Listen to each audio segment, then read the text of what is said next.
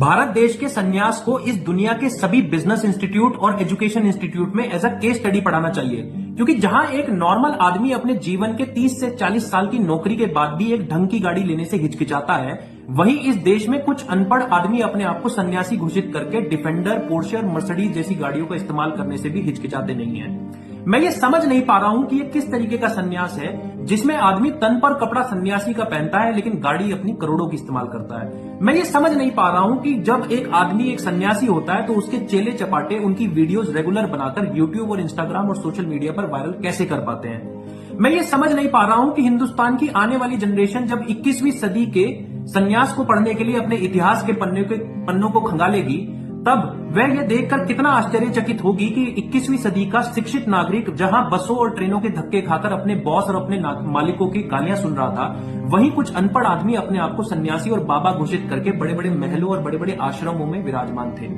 मैं भारत के शिक्षा मंत्री से भी एक आग्रह करना चाहूंगा कि भारत की करंट शिक्षा प्रणाली में एक छोटा सा चेंज लाकर एक चैप्टर ऐड किया जाए, जिस चैप्टर का नाम होना चाहिए कि सन्यासी किस तरीके से बने। क्योंकि हो सकता है कि करंट एजुकेशन सिस्टम से आप कोई कथाकथित डॉक्टर या कोई इंजीनियर या कोई ढंग का टीचर ना निकाल पाए, लेकिन एक ढंग का सन्यासी तो शायद आप निकाल ही लेंगे, क्योंकि एक ढंग का सन्यासी आपके लिए वोट मोबिलाइजेशन, कुछ अनपढ़ फॉलोअर्स और बहुत सारा इकोनॉमिकल बूस्ट लेकर आएगा, जिस इकोनॉमिकल बूस्ट से वो बहुत सारे महल जैसे दिखने वाले आश्रम बनाएगा और बड़ी बड़ी गाड़ियां खरीदेगा।